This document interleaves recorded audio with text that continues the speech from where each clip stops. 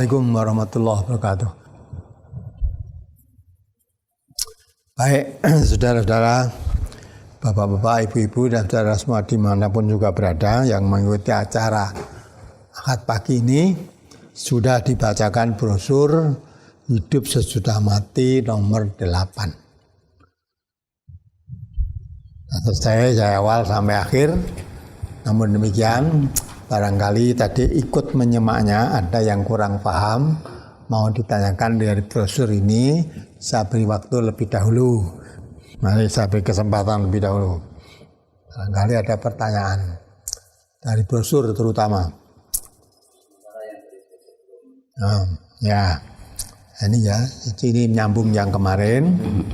Di kiamat itu tidak akan diterima, tidak akan datang sebelum tanda-tandanya ini. Tadi yang kemarin sudah saya singgung, nanti kalau matahari sudah terbit dari barat, manusia mengetahui.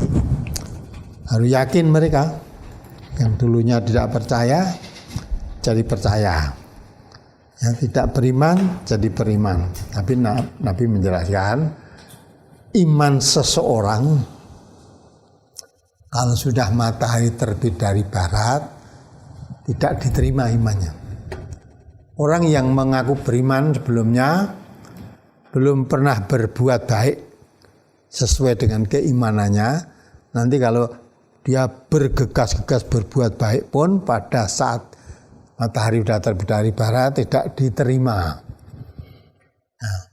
Dan kalau kiamat sudah datang itu apapun orang mau melakukannya tidak jadi. Sehingga orang mau makan saja sudah disiapkan, tinggal menyuap suapan makan kemakaman ke mulutnya tidak jadi. Dan harta berlimpah ruah. Ya sulit bagi orang yang dibanjiri harta itu untuk membagikan kepada siapa harta ini diberikan. Hanya ada orang andai kata itu kamu bagikan kemarin mau, nah sekarang tidak butuh, tidak mau. Maka karena sudah tidak dibagikan, tidak ada yang menerima, bangun bangunan, ya berlomba-lomba membangun bangunan. Namun karena sudah kondisi semacam itu, orang membangun telaga. Ya, sekarang ya bapaknya kolam renang lah, telaga baik, dah jadi baik, tinggal mengisi airnya, nggak jadi diisi, karena sudah datang tanda-tanda kiamat. Buat apa ini nanti? Ya semua batal. Apa yang diinginkan manusia, yang pada saat sebelum terjadi makin dekatnya tanda-tanda itu diberitahu bagaimanapun orang tidak mau percaya. Setelah makin jelas, makin dekat, ya, akhirnya tidak mau percaya. Setelah percaya, akhirnya matahari sudah terbit dari barat. Kepercayaan yang sudah lebih dahulu, ya, matahari terbit dari barat, baru percaya, baru beriman. Semua apa yang pernah didengar menjadi kenyataan. Dan ketika belum terjadi itu terhadap harta sangat bakhil, sangat mencintainya. Nah, ketika berlimpah ruah harta kayak semacam itu, orang bingung mau berikan siapa, nggak ada satupun yang mau menerima. Nah, itulah kondisi kalau kiamat nanti sudah hampir tiba. Nah, gejala-gejala inilah secara pasti tidak tahu Nabi, apalagi kita ya, Nabi aja secara pasti kapan kiamat itu datang tidak ada yang tahu, termasuk Nabi. Ya, nah, Nabi yang bisa menjelaskan tanda-tandanya aja. Yang kemarin tadi jelaskan beberapa tanda-tandanya. Nah, ini menyampaikan lagi, ya, di antara tandanya, ya, kemarin sudah diterangkan bila mana budak melahirkan tuanya. Nah, kalau di sini diterangkan inna min asratis saati ayyur fa'al ilmu, diangkat ilmu. Tanda-tanda kiamat itu udah orang jadi bodoh semua, ilmu diangkat. Wa yusbatal jahlu, dikuatkan kebodohan.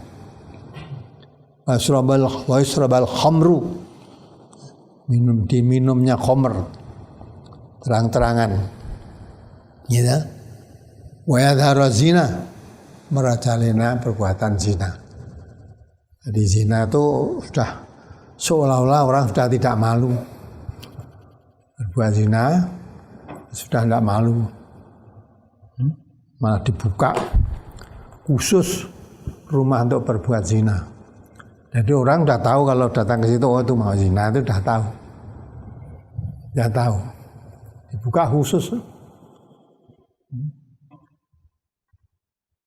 Nah, begitu seolah hal yang biasa begitu. Dah itu tanda-tanda sudah makin dekatnya kiamat. Nah, kalau nanti dia sadar perbuatan itu tidak baik, tapi sadarnya sudah mendekati kiamat nanti, matahari sudah terbit dari barat, ya, kesadarannya sudah tidak ada gunanya, nggak ada artinya. Imannya sudah tidak diterima. Ya. Tahu kalau dia kemarin tidak percaya, ibaratnya lah berbuat semaunya, tanda-tanda makin dekat mau memperbaiki diri. Dengan kata lain, pintu taubat sudah tertutup. Nah, ini semua dijelaskan oleh Rasulullah. Belum terjadinya kiamat, baru tanda-tanda dekatnya hari kiamat. Jadi ilmu agama makin diangkat, makin bodoh tentang agama, tidak mengerti, ya, tidak peduli lagi. Ada yang menjelaskan tentang adanya itu kiamat, hari kiamat, ya sudah kiamat, yang menjelaskan tentang itu semua agama. Hal yang begitu tidak diperhatikan, maka diangkat yang dikuatkan malah kebodohan. Yang mengkaji agama dan tidak disukai lagi. Bahkan kalau istilah sekarang malah demo supaya bubar pengajian. Tapi untuk dangdutan misalnya, untuk poso yang begitu-begitu itu malah dibuka lebar. Ya, buka lebar. Ada pelacuran malah diupeni. Tidak diteberantas, tidak diupeni, malah diupeni. Kesehatannya pun diupeni. Kesehatan banget. Supaya tidak menularkan aid kepada para pelenggan. Nah, kalau mestinya pelenggan yang begitu itu pun diberantas harusnya, naik mungkar itu. Tapi makin dekatnya kiamat sudah begitu keadaannya. Nah, semua nanti akhirnya akan berbalik pada masing-masing pribadi untuk mempertanggungjawabkan di hadapan Allah nanti. Nah, ini makalah. Jadi ilmu agama kita kaji, kita pahami, biar kita mengerti. Kita mengerti. Nah, mengerti tinggal tanya pada diri kita. Yakin apa tidak apa yang dijelaskan oleh Allah dan Rasulnya, bahwa itu nanti akan terjadi, belum terjadi, akan terjadi. Nah, percaya apa tidak? Dan agama tidak memaksa kita harus percaya, tidak. Malah diterangkan oleh faman syaa falyu'min wa man syaa falyakfur. Siapa mau iman, imanlah. Siapa mau kafir, tidak mempercayai itu silakan. Jadi boleh dikatakan walaupun sudah dijelaskan begitu rupa oleh Allah dan Rasulnya, tapi Allah sendiri menjelaskan boleh percaya, boleh tidak. Nah, diterangkan dalam ayat khusus la ikraha fiddin, tidak ada paksaan. Dalam agama harus percaya, harus yakin dalam agama, ya, tidak ada paksaan. Ya. Karena qad tabayyana rusdu minal ghayy. Jalan yang lurus sudah jelas, jalan yang bengkok sudah jelas. Maka sudah dijelaskan jalan yang lurus, jalan yang bengkok, akhirnya diserahkan pada manusia. Boleh percaya, boleh tidak. Masing-masing akan memetik hasilnya sendiri. Bagi yang percaya juga akan mendapat buah amal dengan kepercayaannya itu. Bagi yang tidak percaya, ia akan mendapat sendiri. Satu sama lain tidak saling menanggung risiko orang lain. Maka itu Allah juga menjelaskan faman syaa'a yu'min wa man syaa'a yakfur. Siapa mau iman imanlah, kafir kafirlah. Nah ini, maka dari itu kita semua dengan penjelasan dari Allah dan dari Rasulullah ini bagi orang yang beriman, tentu akan lebih mantap, lebih mempercayai bahwa itu semua walaupun sekarang belum terjadi, itu memang masalah ghaibiyah, tapi sesuatu yang pasti akan terjadi. Maka bagi orang yang beriman tidak ada alasan untuk tidak percaya. Maka kalau tidak mempercayai itu apa? Alasannya apa? Kaifa takfuruna billah? Apa yang menyebabkan kamu kufur? Kafir kepada Allah itu apa yang menyebabkannya? Hanya pada kita. Oleh sebab itulah kembalinya pada kita masing-masing. Kalau orang yang beriman, alladzina yu'minuna bil ghaibi, dia akan mempercayai adanya yang ghaib. Ya, berita-berita tentang kubur, neraka, surga, semua tadi masalah berita ghaib. Tidak bisa dibuktikan sekarang. Tapi bagi orang yang beriman, walaupun itu tidak bisa dibuktikan sekarang, maka itu masalah ghaib. Itu semua pasti akan terjadi. Kapan terjadinya? Allah sudah mengatakan, tidak seorang pun yang beritahu secara pasti.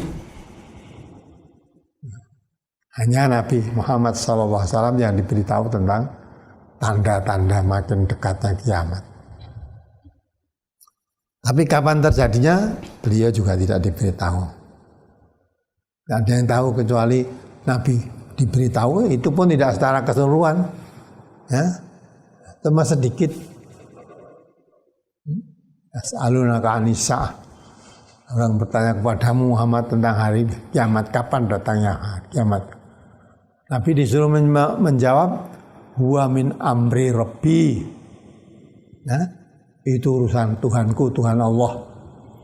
Kiamat itu walaupun Nabi sebagai utusannya tidak mengetahui kapan datangnya hari kiamat. Nah, kepada kita ya Nabi tidak menjelaskan kapan datangnya kiamat, hanya suruh mempersiapkan apa yang perlu dipersiapkan. Bekal menghadapi kiamat yang pasti bakal datang itu yang disiapkan apa? Itu pesan Nabi. Allah pun juga berpesan, disampaikan oleh Nabinya, wal tandur nafsum ma qaddamat lighad. Setiap jiwa seseorang harus mempersiapkan apa yang diperuntukkan untuk menghadapi kiamat itu apa. Nah, walaupun tidak jelas kapan datangnya, tapi suatu hal yang pasti, maka persiapannya juga harus pasti. Ya, sewaktu-waktu datang kiamat itu sudah tidak bingung lagi karena sudah siap, persiapannya sudah ada. Nah, maka itulah kesempatan ini jangan kita sia-siakan, yang akhirnya nanti kita menjadi orang yang bingung, ya, yang bingung. Maka Allah juga katakan yang tadi orang ketika berlimpah ruah harta, ya, Nabi kita menjelaskan sehingga orang bingung. Gopo harta diberikan orang, tidak ada yang mau menerima. Jawabannya dikata itu kamu berikan kemarin mau, tapi sekarang tidak mau. Dan terus apa? Untuk apa? Harta kekayaan itu untuk apa? Kalau sudah dirinya sendiri berlimpah ruah, orang lain tidak diberi, tidak ada yang mau, semua karena tidak ada butuh, semua tidak ada butuh semua. Dan terus untuk apa itu? Nah, adalah maka jangan dikira orang bakhil itu baik. Jangan amal Quran dari sebelum kiamat datang, sebelum dekatnya kiamat, jauh-jauh sudah dijelaskan. Jangan dikira kebakilan itu baik bagi kamu. Tapi kebakilan itu jelek bagi kamu. Justru harta yang kamu bakhilkan nanti akan dikarungkan di lehermu.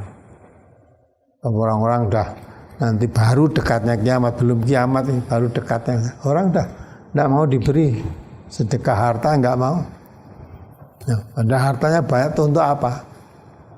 Nah, bangun rumah bertingkat-tingkat, itu tidak mau bangun rumah jadi untuk apa? Tidak bakal menempati. Maka tadi digambarkan bangun telaga. Kalau sudah dekat kiamat ini bangun telaga sudah jadi, tinggal mengisi air tidak jadi. Jangankan bangun telaga, orang mau makan sudah disiapkan, tinggal menyuap ke mulutnya tidak jadi karena kiamat sudah datang. Ya, sehingga semua perbuatan jadi sia-sia. Sebab itu berbahagialah orang yang mempercayai datangnya kiamat jauh-jauh sebelumnya. Itu yang pasti bakal terjadi itu. Kita mempercaya, mempersiapkan. Waktu datang kiamat itu kita sudah punya bekal untuk menghadapinya. Ya, tidak bingung seperti yang berlimpah ruahnya harta tapi bingung untuk menyalurkannya. Ya, demikianlah antara lain. Mungkin ada yang perlu disampaikan. Sebelumnya ada sedikit ralat Ustaz. Ya. Di halaman 4 hadis yang kedua. Halaman 4. Ya.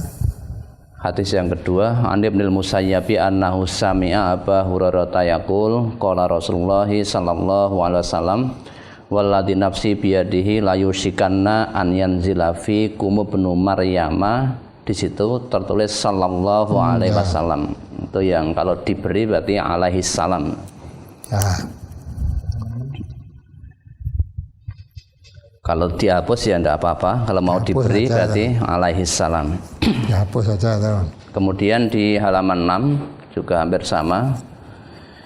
Di baris ke-5 dari hadis itu juga tertulis Nuzula Isa bin Maryama sallallahu alaihi wasallam. Itu diganti alaihi salam atau mungkin dihapus juga tidak apa-apa. Coba dibaca lagi ya. Di situ tertulis Nuzula Isa bin Maryam sallallahu alaihi wasallam. Kalau mau diganti berarti Nuzula Isa bin Maryam alaihi salam. Termasuk yang di artinya juga sama, turunnya Isa bin Maryam alaihi salam. Di situ tertulis SAW sallallahu alaihi wasallam. Ya. Oke, berikutnya untuk pertanyaan di halaman 8. Dari Abu Hurairah bahwasanya Rasulullah sallallahu alaihi wasallam bersabda, tidaklah terjadi hari kiamat sehingga ada dua golongan besar berperang, terjadi pembunuhan besar antara keduanya, sedang seruan keduanya adalah satu. Jadi mohon dijelaskan. Coba dibaca ulang.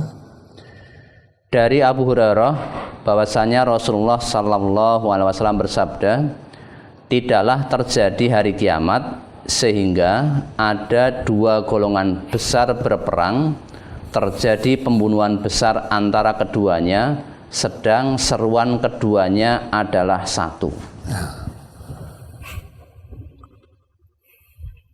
Seruannya satu, tapi bermusuhan. Tidak bisa kompak, bahkan satu sama lain saling berperang, jadi pembunuhan.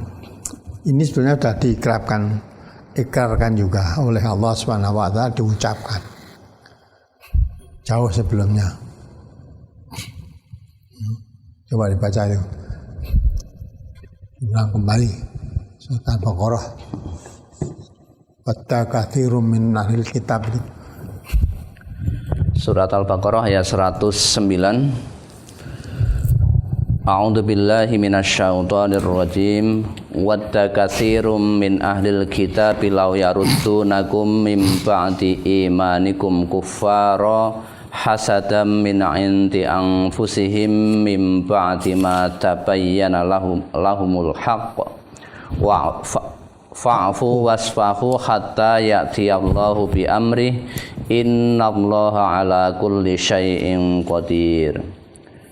Sebagian besar ahli kitab menginginkan agar mereka dapat mengembalikan kamu kepada kekafiran setelah kamu beriman karena dengki yang timbul dari diri mereka sendiri setelah nyata bagi mereka kebenaran.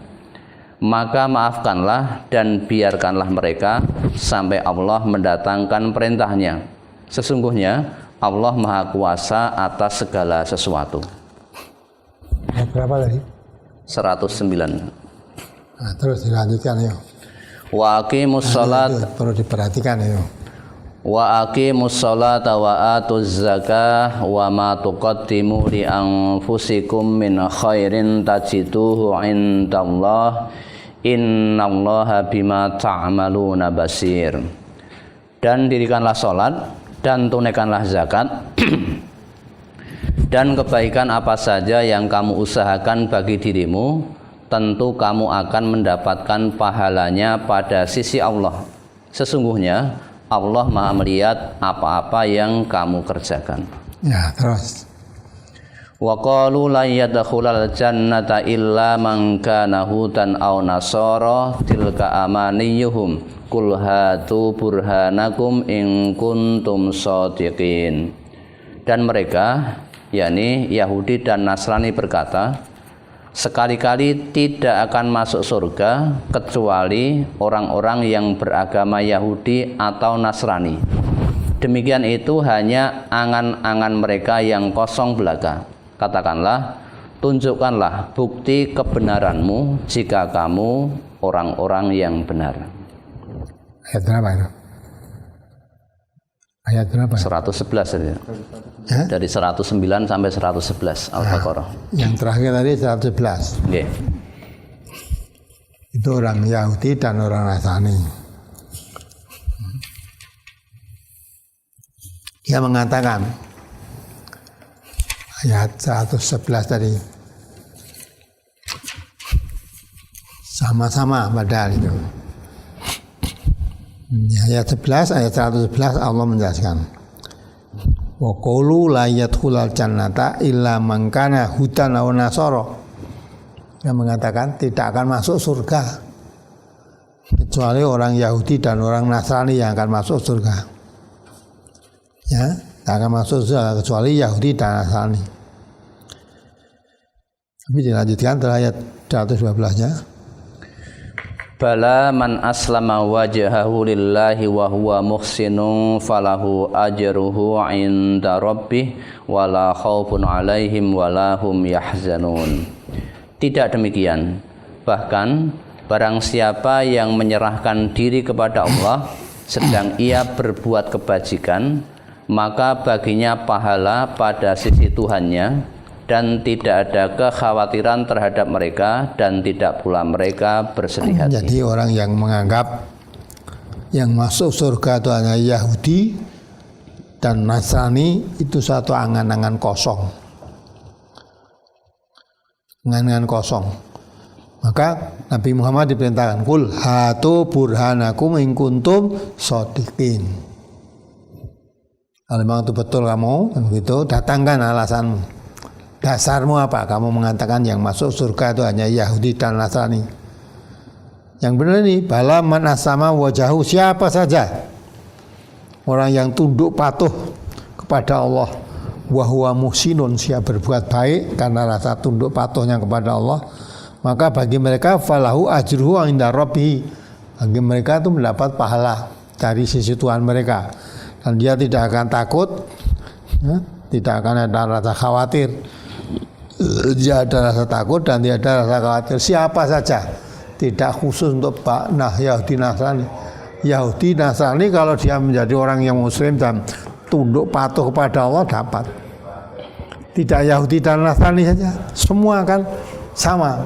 Siapa yang tunduk patuh pada Allah, walaupun dulunya Yahudi atau Nasrani atau Majusi atau apa saja lah, kalau dia tunduk patuh pada Allah jadi orang yang orang Islam yang betul-betul Islam dengan sungguh-sungguh, diampuni dosanya, tidak tak khawatir apa-apa. Maka kelanjutannya terus ayat 113 itu.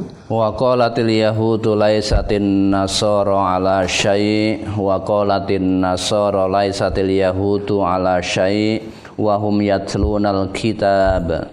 Kadzalika qala alladziina la ya'lamuna misla qaulihim fallahu yahkumu bainahum yaumal qiyamati fima kanu fihi yakhtalifun. Nah, ya. Perhatikan itu. Tadi menganggap yang masuk surga itu hanya Yahudi dan Nasrani.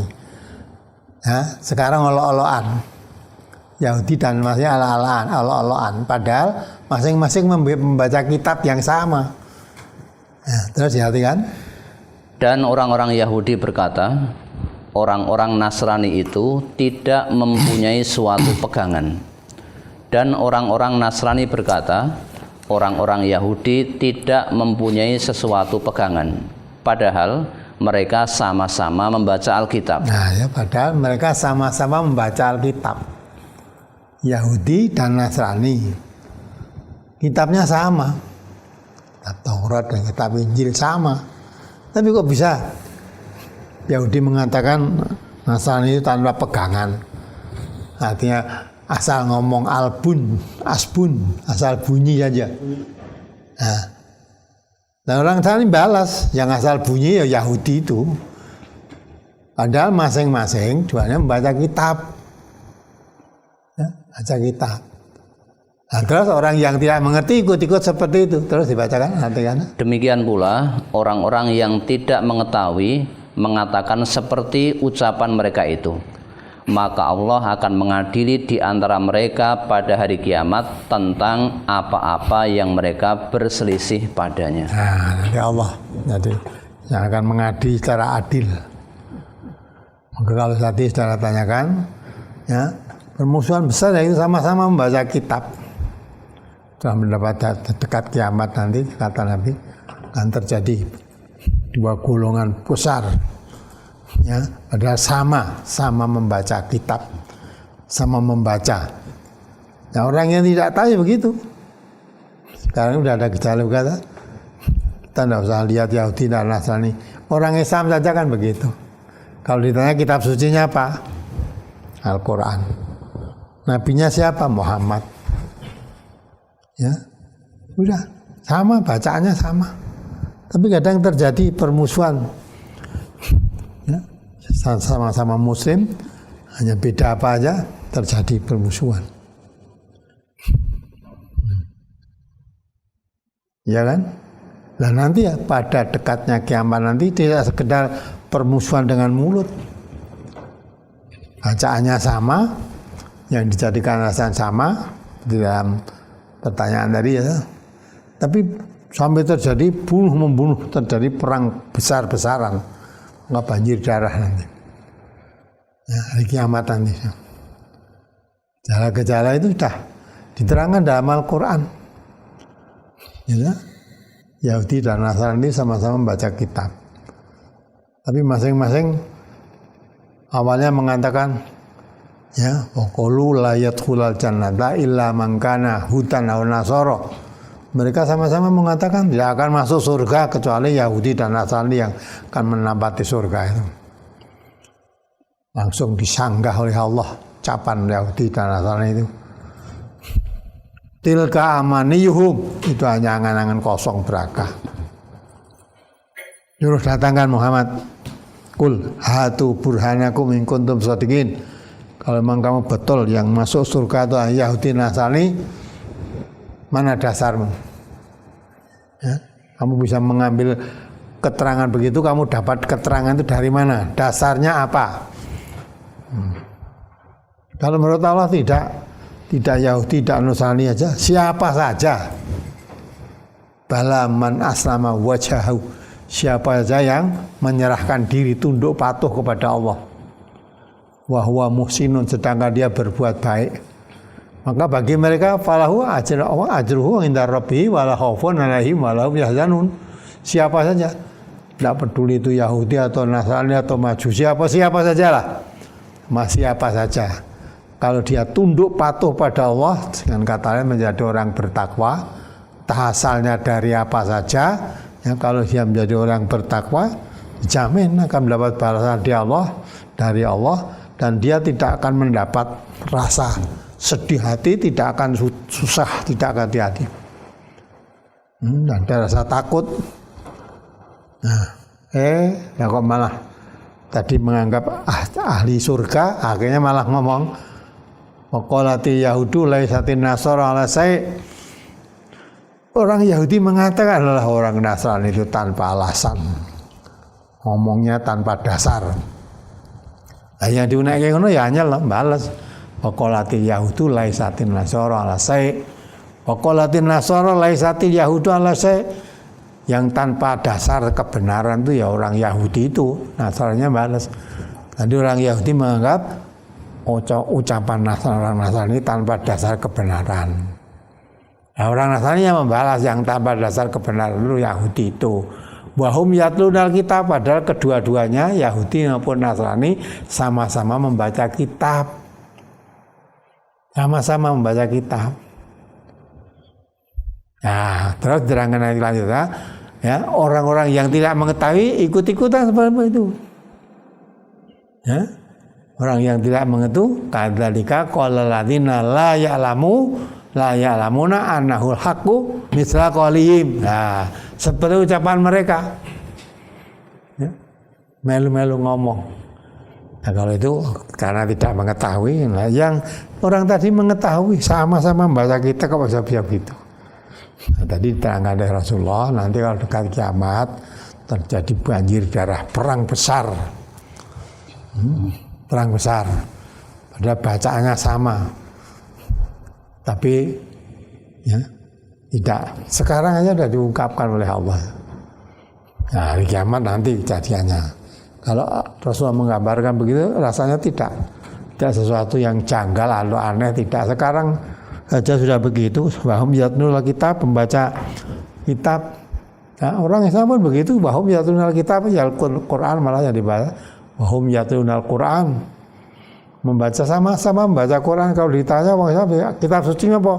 Tanpa mikir panjang jawabnya Al-Quran. Nabimu siapa? Muhammad. Ya. Tuhanmu siapa? Allah. Sudah hafal semua. Kitab suci ini podo Quran. Nabinya sama, Nabi Muhammad SAW. Kiblatnya sama, Ka'bah, Baitullah. Tuhannya sama, Allah Subhanahu wa Ta'ala. Tapi sering terjadi perselisihan, permusuhan, bahkan saling olok-mengolok. Malah sekarang ini ada ya, usul pada presiden ya, supaya MUI itu dibubarkan. Ya, pada presiden MUI itu saya bubarkan. Itu yang ngomong itu juga orang yang mengaku Islam, jadi kitab sucinya Quran. Usul supaya Majelis Ulama Indonesia dibubarkan. Padahal kiamat masih jauh itu. Ya, padahal Majelis Ulama isinya itu ulama-ulama, jelas orang Islam semua itu. Dibubarkan.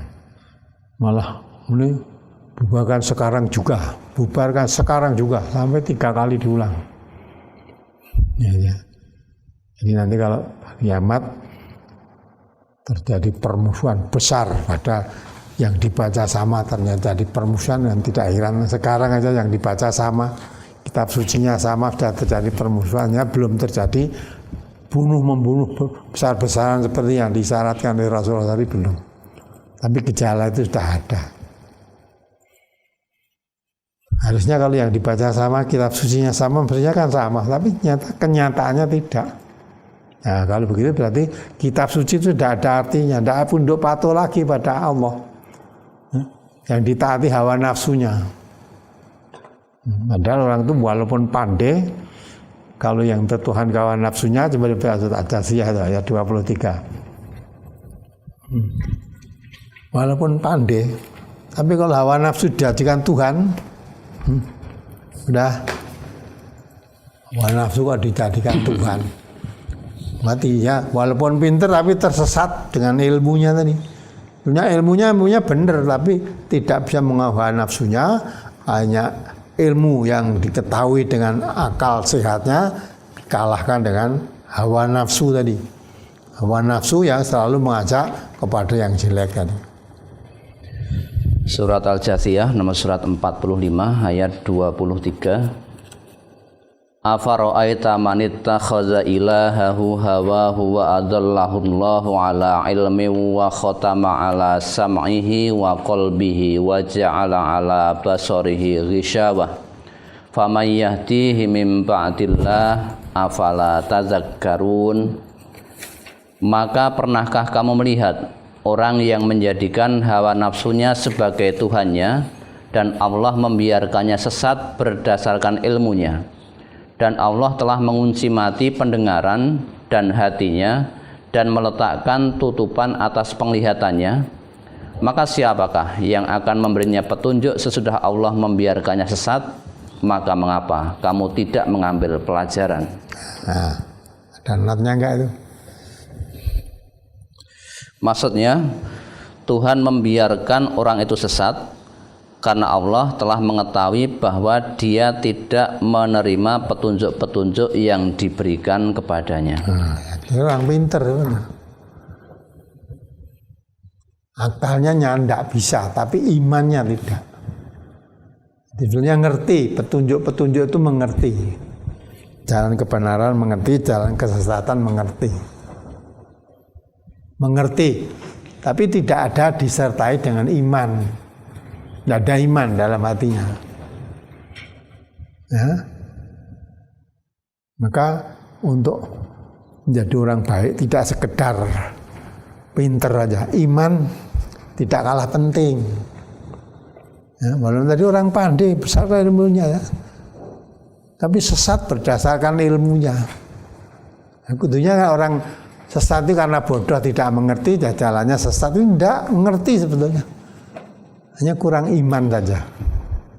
Nah, maka iman itu nilainya sangat mahal, ya.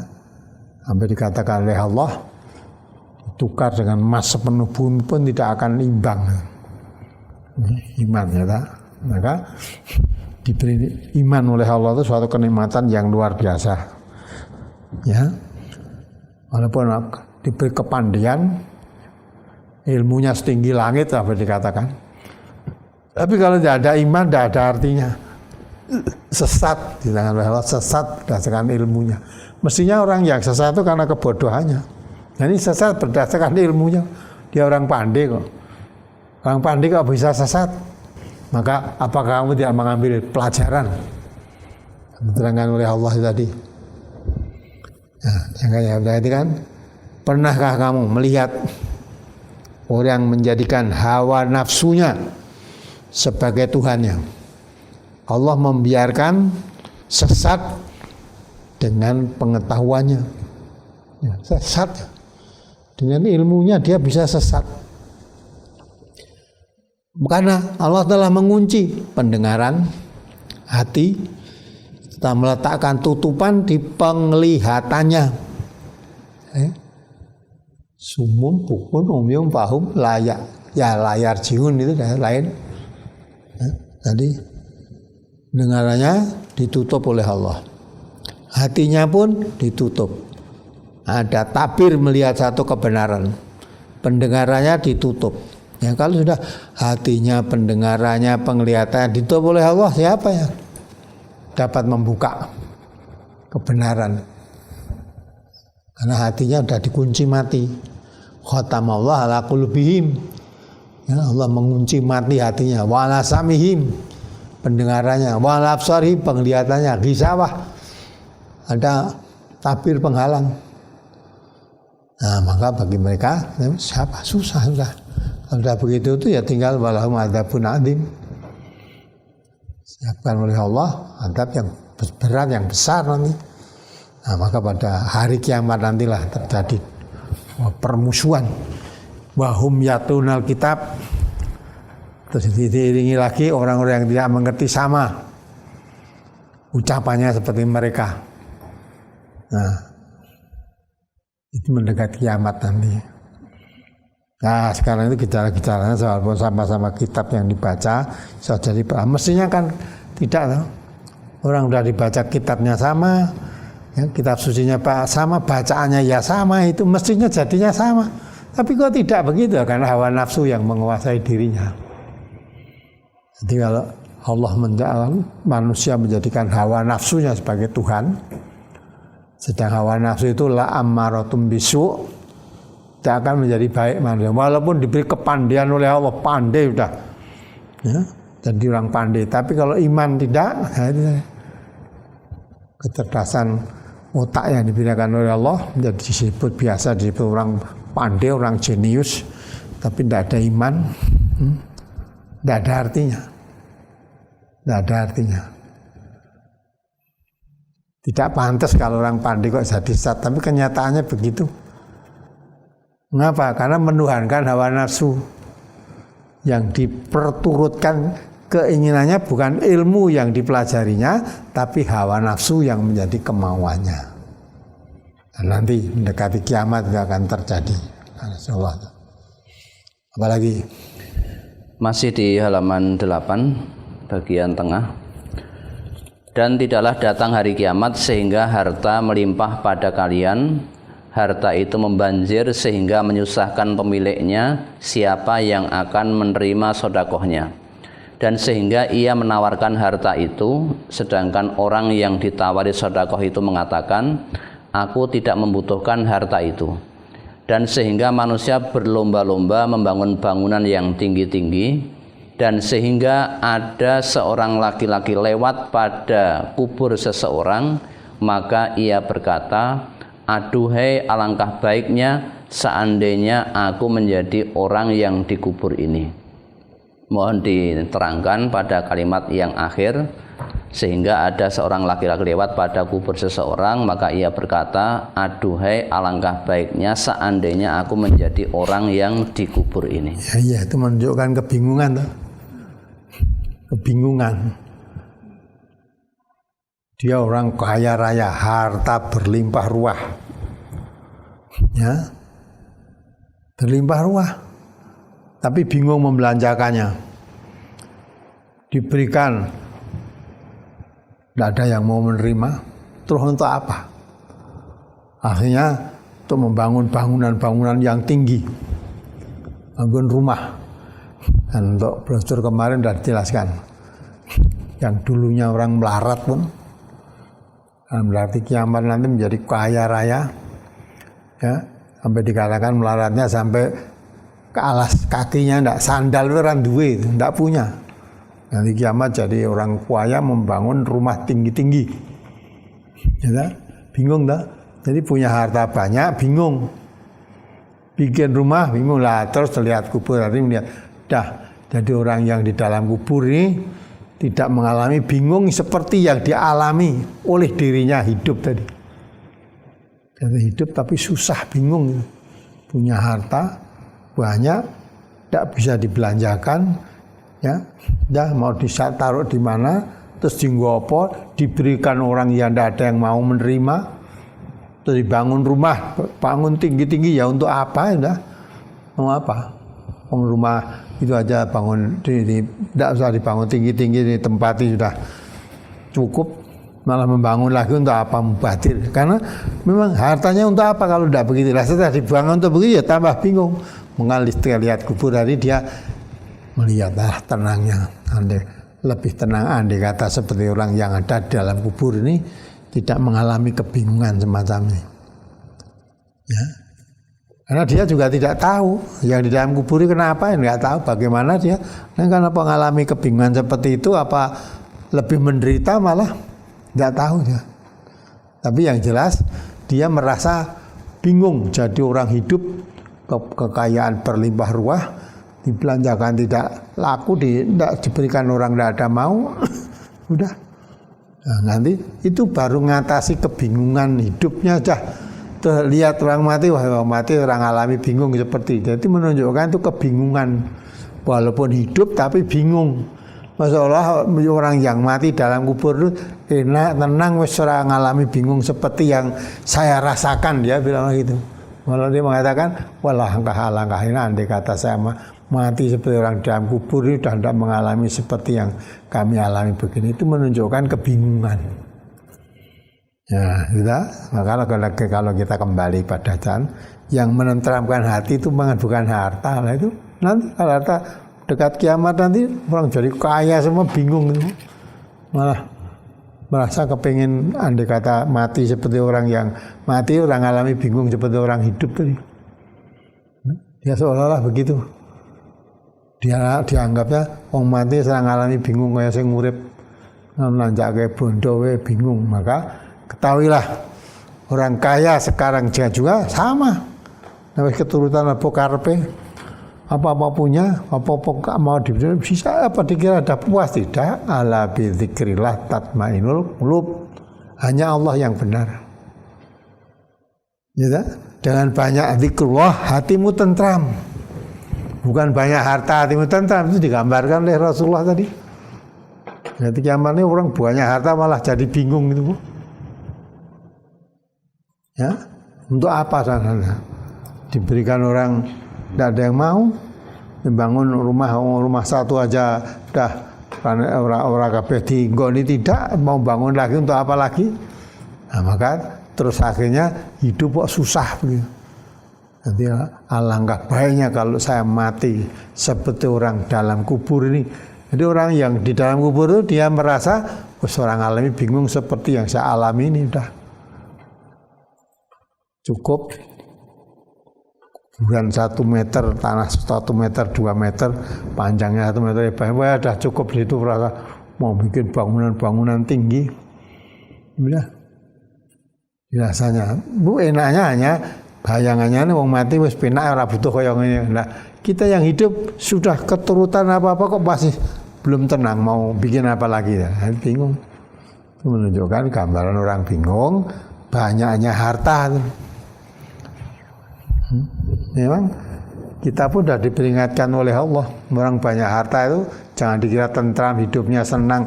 Betul walaupun dia bisa ke sana kemari. Ya. Maka Allah sudah peringatkan juga la yaghurranaka taqallubul ladzina kafaru fil bilad mata'un qalil summa ma'wahum jahannam. Baca di bahasa Al-Imran ayat berapa itu? Itu jauh-jauh ketika hidup kita sudah diingatkan. Ya, sudah diingatkan oleh Allah.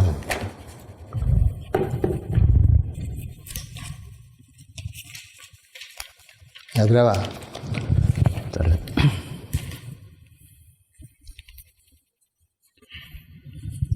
Surat Al-Imran ayat 196, 197.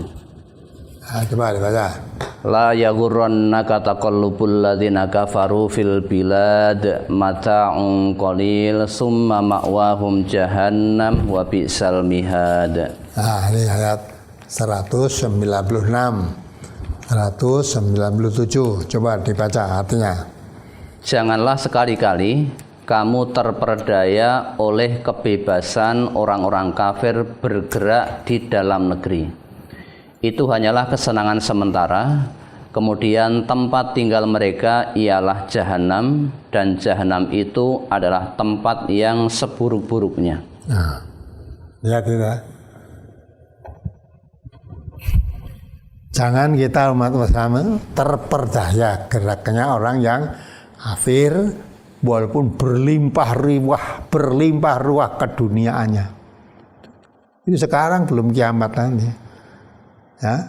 Nah, ketika dekat kiamat nanti semuanya berlimpah ruah. Sampai orang-orang yang tidak punya sandal ketika itu wong melarat lah. Ya. Bisa gawe rumah berjor-joran bikin rumah tinggi. Tunggu apa? Ya. Maka akhirnya barang wis terpenuhi kebutuhannya semuanya, ya, dia ingin kok ora penak harta keturutan apa-apa bingung, tapi untuk apa tuh? Enak wong mati nih, jadi orang mati ini enak wis gagas, ora bingung menggunakan harta kekayaannya. Maka orang beriman dipesan oleh Allah, la yaghurranaka taqallubul ladzina kafaru fil bilad. Orang kafir bergerak di bumi, walaupun berlimpah ruah harta kekayaannya, berlimpah harta, tapi nggak ada keimanan. Mau apa aja keturutan sak karepe, tapi apa-apa keturutan sak karepe tadi apa dikira hidupnya tentram? Tidak. Mata ungkoli itu dikatakan hanya kesenangan sedikit saja. Setelah itu, dia menikmati kesenangan yang sedikit tadi, summa ma'wahum jahannam. Akan dipaksa masuk jahanam. Dan jahanam ini adalah seburuk-buruk tempat tinggal. Ya? Mengatakan summa ma'wahum jahanam wa bi'sal mihad. Seburuk-buruk tempat tinggal ya di jahanam. Nah, kalau sudah masuk jahanam begitu, kesenangan berlimpah ruah dunianya tadi sudah hilang semuanya, nggak merasa enak. Kesenangan, keenaan yang dinikmati ketika di dunia itu mata'un qalil, kesenangan sedikit sekali. Saya itu mendapatkan kepedihan hidup yang sepanjang masa, nggak ada habis-habisnya. Jadi kalau dibandingkan begitu, maka untuk seneng-seneng menikmati harta bergelimang, banyak harta tadi ya, tidak ada rasanya, hilang semua sudah. Ya, tertukar dengan kesedihan yang sepanjang masa tadi. Orang kafir biar memang seneng-senengnya ya di situ, dengan berlimpah ruah harta bikin seneng, bikin puas, bikin ridho. Oh enggak digambarkan dari kiamat nanti hari mendekati kiamat nanti, wah semua orang kaya, harta nanti moh-moh lah berlimpah ruah, nanti mau dibagikan, diberikan orang-orang, tidak ada yang mau menerima, dah diberikan orang tidak menerima, atau mau apa? Padahal saya sendiri sudah tidak butuh harta ini, tidak butuh, mau dikasihkan orang ya tidak ada yang mau menerima, atau mau apa? Kan malah kebingungan tadi ya, bingungan. Enggak, kelingan tidak lewat kubur, kelingan wong mati itu malah tidak mengalami kebingungan seperti yang kami rasakan sekarang ini. Terus orang mikir dunia, orang mikir memberikan harta kepada siapa sudah. Nah, maka alangkah baiknya ketika mati seperti orang yang ada di kubur ini, karena bingungnya hidup tadi, berlimpah ruah harta. Tapi kalau orang yang beriman nggak bingung, maka banyak zikrullah, ya, hatimu akan tentram. Banyak ingat pada Allah, itu penentram hati. Bukan banyak ingat harta, enggak. Banyak ingat harta malah menjadikan hati tidak akan tentram. Zaman sekarang ya begitu. Kalau mempunyai harta banyak, ya dah. Apalagi nggak punya anak sih, atau anaknya cuma satu, dah mikir. Saya aku mati, harta sak menikahi, sing ngepek sopo. Anaknya satu, mati sisan. Nanti ya, tunggu rebutan dulu paling ya tenang sama lah, apa lagi? Maka betul Allah itu hanya harta itu la'ibun walahwun, ya, satu senda gurau, permainan dan senda gurau saja. Mata hurur, satu kesenangan, tapi kesenangan yang menipu, bukan senang yang sesungguhnya. Kalau kesenangan yang sesungguhnya itu kesenangan di hadapan Allah tadi, dapat pahala dari Allah. Maka ala fi dzikrillah tatmainul qulub, hanya banyak mengingat Allah hatinya menjadi tentram. Ya, apalagi berikutnya di brosur halaman 5, hadis yang kedua.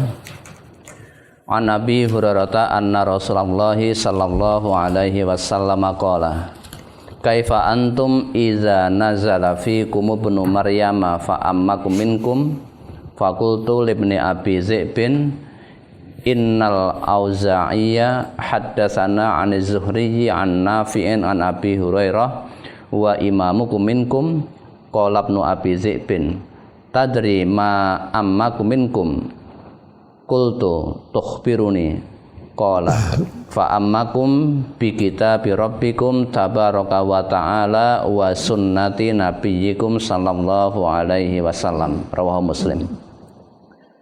Dari Abu Hurairah bahwasanya Rasulullah sallallahu alaihi wasallam bersabda, bagaimanakah kalian bila Ibnu Maryam turun pada kalian lalu menjadi imam kalian dari kalian? Aku, yakni Walid bin Muslim perawi, berkata kepada Ibnu Abi Zi'bin, Al-Auza'i juga menceritakan kepada kami dari Az-Zuhri, dari Nafi', dari Abu Hurairah, dan imam kalian dari kalian. Ibnu Abi Zi'bin berkata, tahukah kamu apa yang dimaksud dengan menjadi imam kalian dari kalian? Aku berkata, beritahukanlah kepadaku. Ibnu Abi Zi'bin berkata, dia, yakni Isa, menjadi imam kalian dengan menggunakan kitab Tuhan kalian tabaraka wa ta'ala dan sunnah Nabi kalian Muhammad sallallahu alaihi wasallam. Yang ditanyakan pada kalimat bagaimana kalian bila Ibnu Maryam turun pada kalian lalu menjadi imam imam kalian dari kalian, padahal imam umat Islam adalah Nabi Muhammad sallallahu alaihi wasallam. Nah, ya tadi diterangkan itu, sudah diterangkan di situ. Coba diulang kembali. Yang dimaksud tadi. Tahukah kamu apa yang dimaksud dengan menjadi imam kalian dari kalian? Nah, itu coba perhatikan ini. Nah, ditanya, tahu nggak kamu imam kalian dari kalian? Terus dijelaskan ini. Terus? Aku berkata, beritahukanlah kepadaku. Ibnu Abi Zaibin berkata, dia Isa menjadi imam kalian dengan menggunakan kitab Tuhan kalian tabaraka wa ta'ala dan sunnah Nabi kalian Muhammad sallallahu alaihi wasallam. Nah, gimana? Jadi imam kalian menggunakan kitab Allah, maksudnya Al-Quran, dan menggunakan sunnah Nabi kalian Nabi Muhammad sallallahu alaihi wasallam. Berarti Isa nanti datang, ya, menjadi pemimpin pada saat itu, ya, yang dijadikan untuk memimpin kalian nanti kitab suci Al-Quran dan sunnah Nabi. Nabi bukan Nabi Isa tapi Nabi Muhammad sallallahu alaihi wasallam.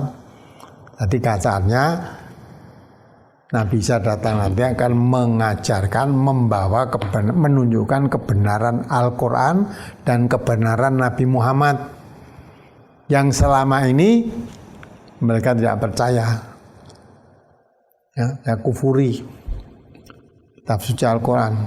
Nabi kita Muhammad SAW sudah mengatakan setelah Nabi nanti nggak ada Nabi lagi. Tapi diterangkan bahwa nanti, ya, maka datang di atas tadi kan, Musa menjelang kiamat nanti datang kan memecahkan salib, menghancurkan salib-salib itu. Atau nanti jadi imam kalian, sahabat-sahabat Nabi ini menjadi imam dengan kitab suci kalian. Nah, kitab suci pada zaman sahabat Nabi mengatakan begitu, kalian sahabat-sahabat Nabi, kitab sucinya kan Al-Quran, ya? Dan dengan petunjuk sunnah Nabi kalian, Nabi kalian, nabinya para sahabat pada saat itu kan Nabi Muhammad SAW sampai sekarang kan. Nah, jadi dengan kata lain, Isa nanti datang itu memimpin umat manusia dengan Al-Quran dan sunnah Nabi Muhammad sallallahu alaihi wasallam. Maka salib-salib yang datang tadi dipecahkan, dihancurkan oleh Isa alaihissalam. Nanti kalau sudah dekat kiamat. Itu maksudnya menjadi imam kalian ini membenarkan kebenaran Al-Quran, membenarkan kebenaran Nabi Muhammad sallallahu alaihi wasallam. Nah, itu dari Isa pun nanti akan membenarkan, mendetak kiamat akan datang. Dan apa lagi? Brosur halaman 4 yang di tengah. An Ibnil Musayyabi annahu sami'a Aba Hurairah yaqul qala Rasulullah sallallahu alaihi wasallam walladzi nafsi biyadihi la yushikanna an yanzila fi kum ibnu maryama hakaman muqsitan fayaksiras soliba wa yaqtulal khinzira wa yadha'al jizyata wa yafidul malu hatta la yakbalahu ahadun. Rawahu Muslim. Dari Ibnu Musayyab bahwasanya ia mendengar Abu Hurairah berkata, Rasulullah sallallahu alaihi wasallam bersabda, demi Tuhan yang jiwaku di tangannya, sungguh telah dekat waktunya Isa bin Maryam turun pada kalian untuk menjadi hakim yang adil. Dia akan memecahkan salib, membunuh babi dan tidak menerima jizyah, dan harta akan melimpah sehingga tak seorang pun mau menerimanya. Mohon dijelaskan berdasarkan hadis ini, apakah Dajjal yang dimaksud pada hadis ini secara fisik ada dalam arti seperti manusia yang bermata satu yang mengajak pada kerusakan-kerusakan, atau seperti apa Ustadz? Dan Nabi Isa diturunkan untuk menjadi hakim dan yang membunuh Dajjal. Yang bermata satu tadi kan sudah diterangkan dalam hadis juga kan. Itu pun dijelaskan yang bermata satu maksudnya bukan matanya satu gitu. Juga fisik, secara fisik matanya satu enggak, tapi yang lebih lagi matanya satu itu pandangannya hanya satu dunia. tidak meyakini adanya akhirat. Ya, pandangnya ya dunia. Nah, kalau umat saya umatan wasaton, dunia dan akhirat. Ya. Kalau ini mata satu maksudnya pandangannya hanya dunia saja, tidak mempercayai adanya hari akhirat. Jadi matanya mata dunia lah. Yang dari tadi ya ada kan yang ini tadi kaitannya dengan hadis yang di atasnya halaman 4 yang hadis yang pertama juga dari Abdullah bin Umar bahwasanya Rasulullah sallallahu alaihi wasallam bersabda, ketika aku sedang tidur, aku bermimpi tawaf di Ka'bah. Tiba-tiba ada seorang laki-laki berkulit sawo matang dan berambut lurus, sedang kepalanya meneteskan atau dituangkan air. Aku bertanya, siapa ini? Mereka menjawab, Isa putra Maryam. Kemudian aku menoleh, tiba-tiba ada seorang laki-laki berperawakan besar, berkulit merah, berambut keriting dan buta mata sebelah. Matanya seperti buah anggur yang menonjol. Mereka mengatakan, ini Dajjal, orang yang paling dekat keserupaannya adalah Ibnu Qattan, yaitu laki-laki dari Khuza'ah. Ini yang tadi Dajjal matanya sebelah, kemudian matanya seperti buah anggur yang menonjol. Itu ada keserupaannya, untuk gambaran wujudnya itu seperti Qattan tadi loh. Seperti tadi yang mirip itu yang tadi Ibnu Qattan, itu laki-laki dari Khuza'ah. Artinya di dalam mimpi melihat ada orang semacam itu lah, gambarannya seperti itulah, seperti Ibnu Qattan tadi, rambutnya keriting, hitam, matanya satu menonjol seperti anggur, buah anggur gitulah. Itu dalam mimpi tadi. Ya itu Dajjal. Memang Dajjal itu nanti ada, fisiknya ada Dajjalnya.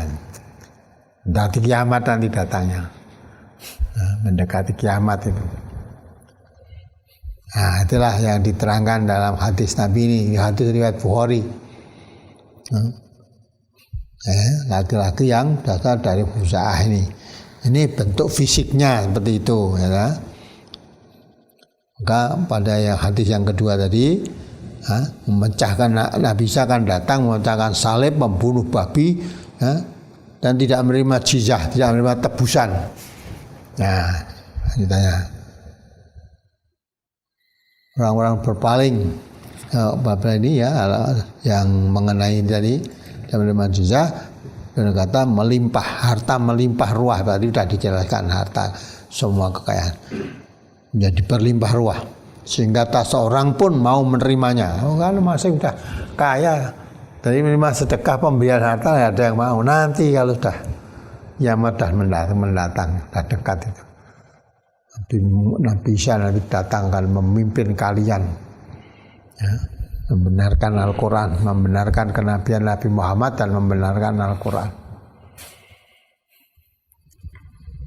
Kemudian yang Dajjal yang para pendusta tadi di halaman 8. Nah, dari Abu Hurairah bahwasanya Rasulullah sallallahu alaihi wasallam bersabda, tidaklah terjadi hari kiamat sehingga ada dua golongan besar berperang, terjadi pembunuhan besar antara keduanya, sedang seruan keduanya adalah satu. Dan kiamat itu tidak datang sehingga dibangkitkan Dajjal-Dajjal, para pendusta yang jumlahnya mendekati 30 orang, semuanya menyatakan dirinya sebagai utusan Allah. Nah, apa yang ditanyakan? Nah, tadi yang dimaksud Dajjal tadi juga bisa berarti pendusta. Iya, kemarin sudah ditayangkan Dajjal itu pendusta. Ada yang mengatakan, ada orang mengatakan di Nabi tadi matanya satu, arahnya hanya dunia saja. Sampai itu pendusta, kak bohong. Mengaku jadi pengikut Nabi Muhammad, bohong. Menjadi pengikut Nabi Isa, bohong. Nah, nanti Isa yang sebenarnya nanti datang di mendekati kiamat itu membenarkan isi Quran, membenarkan kenabian Nabi Muhammad. Nah, maka semuanya itulah pembohong. Maka Dajjal itu pembohong, ya, juga bermata satu, artinya pandangannya hanya satu, mata dunia lah itu saja. Ya, dunia, akhirat sama tidak percaya. Maka gambarnya di uang itu gambarnya ya mata satu itu gambar. Gambar uang dolar itu hanya mata satu yang merakus dulu. Ya, satu dunia tok. Orang kas akhirat tidak percaya dah dunia aja. Nah, ada mengaku sebagai pengikut Nabi Isa atau Yahudi atau Nasrani pembohong itu. Apalagi itu hari kiamat nanti, tidak usah ribut. Nah, itu kejadian besok dekatnya kiamat. Insya Allah saudara-saudara kita semua tidak menemui yang begitu itu. Berikutnya, Ustadz, apakah dengan adanya COVID-19 juga salah satu tanda terjadinya kiamat karena anak-anak sudah tidak bisa belajar dengan semestinya, belajar di rumah seperti anak-anak dibodohkan. Apakah pendapat saya ini benar? Mohon keterangan dari Ustadz. Atas tausiahnya diucapkan banyak terima kasih. Itu bisa juga sama anak-anak dibodohkan. Sebenarnya malah dipinterkan juga ya bisa. Ya, sebelum adanya ini anak sudah tidak kenal HP, ramudeng. Sekarang malah udah pinter nganggo HP, pinter nganggo internet. Jadi malah jadi pinter lah anak-anak. Ya, ngerti HP, ngerti internet, ngerti daring barang. Sekarang anak-anak SD ya terpaksa harus mempelajari lewat HP-nya itu. Nah, itu kalau kamu tanyakan apa kiamat dengan kaitannya dengan itu tadi tidak ada, malah jadi ya ada yang dibodohkan, ada yang terpaksa dididik untuk menjadi pinter ya ada. Jadi pinter ya ada. Malah ada yang ingin mempertahankan lewat apa online itu diperpanjang. Ada yang berusaha mempertahankan itu, tapi ada yang ya seperti pendapat saudara tadi anak dibodohkan ya sing bodoh-bodoh. Tapi yang sing bodoh dadi tenanan ya dadi pinter, belas ora ngerti apa-apa dadi ngerti. Anjep sekolah saya. Tadinya tidak pernah. Ya, seperti sekolah kita ya toh. Di SMA dulu anak SMA rentuk bawa HP. Sekarang wajib sekarang. Hah? Anak saya yang dulu nanti lulus SMA tidak punya HP. Punya HP setelah di mahasiswa itu. Nah, tapi sekarang masuk kelas 1 aja sudah pelajarannya pakai HP sudah. Harus pakai. Nah, jadi pintar mau ngerti jadi ngerti. Maka dari situ tidak yang dimaksudkan dibodohkan itu bukan itu. Bodoh tentang pengetahuan agama. Karena yang diwajibkan mencari ilmu itu wajib mencari ilmu itu ilmu agama supaya orang menjadi baik. Sampai Nabi menekankan wa may yuridillahu bi khairan yufaqihu fiddin. Ya, kalau Allah menghendaki kebaikan seseorang dipahamkan tentang agamanya. Lah sekarang paham tentang agama itu malah ya diperbodoh, tidak suka. Agama dikaji itu malah ada sebagian orang udah tidak suka. Ya. Pengajian-pengajian banyak yang didemo. Pengajian didemo dibubarkan. Tidak setuju ada pengajian ya. Kalau sekedar membaca Quran boleh, tapi tidak dikaji isinya, nah di demo. Berarti pembodohan terhadap agama. Bodoh agama. Nah kalau orang bodoh terhadap agama, mudah ditipu nanti, mau tidak ngerti kok. Ya, kalau dia paham tentang agama sulit ditipu. Karena agama yang dipelajari itu yang membedakan antara hak yang batil. Ya. Membedakan yang hak, bisa menunjukkan jalan yang bengkok, jalan yang lurus. Kalau paham, kalau tidak paham kan mudah ditipu, bodohi sudah. Nah maka itu jangan sampai orang mengerti agama, kalau membaca aja boleh, tapi dikaji isinya enggak. Mas sekarang di ujian-ujian ini, dalil barangnya ya perlu toh. Ya sudah. Nah, dididik supaya taklid waktu betul-betul nek kowe bali ning Quran, bali ning hadis nek racun nih malah dididik orang jadi taklid itu biar menjadi bodoh. Ya, jadi bodoh. manut. Karena sing ditakliti mati tidak ada. Taklid itu sendiri sudah tidak benar tanpa dasar kebenaran. Tapi kalau itu tidak taklid, dimengertikan Quran dan hadis, walaupun yang mengajar tadi sudah mati, Quran hadisnya tidak mati, masih ada terus. Nah, tapi kalau suruh mengikuti ustadznya, ustadz yang diikuti mati itu gimana nanti? Mati kan udah bubar kan? Ada ya Qurannya tidak mengerti, dulu tahunya kondonnya ustadz ini kok, nah sudah. Jadi bukan Qurannya begini, hadisnya begini, bukan, tapi kandanya ustadz yang mengatakan sudah mati kan. Gimana kamu? Dapat carinya di mana? Tapi kalau diajarkan Quran dan hadis, walaupun ustadznya mati, Qurannya sampai hari kiamat nanti terus tidak akan berubah. Nah, apalagi? Apakah matinya seseorang itu dinamakan kiamat kecil?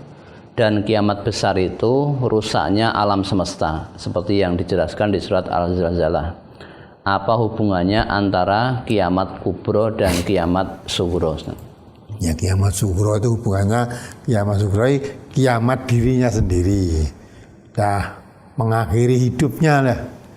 Ya, kiamat kubro itu semuanya mengakhiri, sebagai makhluk ini sudah akhir, mati. Kullu ahsain halikun, semuanya rusak. Ya, lah kalau kiamat sugro matinya seseorang berarti yang mati jadi sendiri, berpisah dengan dunia. Ya. Nah, kalau kiamat sugro yang berpisah dengan dunia tadi tidak hanya dirinya sendiri, semua makhluk yang sudah diciptakan oleh Allah rusak semuanya akan rusak. Bisa tinggal Allah saja yang tidak rusak Allah, karena Allah itu bukan makhluk, yang makhluk semuanya apapun wujudnya hancur semuanya. Gunung berjalan, seperti kapas yang ditiup angin, manusia seperti aneh-aneh, udah berkeliaran kemana-mana udah tanpa tujuan, ya, udah langit digulung, ya, bumi semua apa yang dikandung dalam bumi keluarkan semua, muntah semua. Jagatnya guncang yang sekuat-kuatnya. Zulzilatil ardu zilzalaha wa akhrajatil ardu asqalaha, dikeluarkannya semua yang terkandung dalam bumi. Nah, termasuk manusia-manusia yang mati dalam kubur dikeluarkan semua besok. Tidak hanya itu, apa aja yang ada dalam kandungan bumi itu semua dimuntahkan. Maka orang bingung, wa qalal insanu malaha. Manusia ada mengucap, ada apa, kejadian apa ini? Kejadian apa ini? Nah, hari itulah dia berguncang atas perintah Allah. Yauma idzin tuhadditsu akhbaraha bi anna rabbaka awhala. Karena Allah telah mewahyukannya, memerintahkannya kepada bumi tadi untuk berguncang dan memuntahkan semua isinya atas perintah Allah. Nah, itu akan terjadi itu nanti. Jadi biasanya kalau kiamat kubro seluruhnya hancur. Tidak ada makhluk yang hidup. Kalau kiamat sugro, ya saya katakan itu matinya seseorang itu mati, orang itu sudah mati, sudah kiamat, sudah mengakhiri hidupnya, berpisah dia dengan dunia, sudah. Ya, tapi baru dia sendiri, yang lain-lain masih. Nah, kalau kiamat kubro itu semuanya sudah.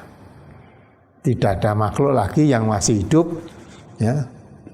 Sudah tidak ada apapun namanya, mati semua sudah. Hanya Allah aja, karena Allah bukan makhluk. Ya Allah aja yang masih hidup, tidak rusak, tidak, ya Allah. Qiyamuhu binafsihi, berdiri sendiri.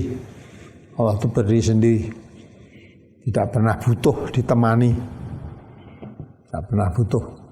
Maka sebelum Allah ciptakan segala sesuatu ini ya sendiri. Tadi ciptakan segala sesuatu bukan berarti untuk menemani Allah, tidak. Justru Allah menciptakan segala sesuatu itu untuk bertanggung jawab atas ciptaannya tadi, diciptakannya tadi untuk bertanggung jawab hidupnya. Nah, setelah habis pada waktu yang ditentukan oleh Allah, kiamat nanti hancur semua sudah. Allah sendiri lagi dah. Kapan itu? Ya nanti dari kiamat, yang namanya kiamat kubro, kiamat besar.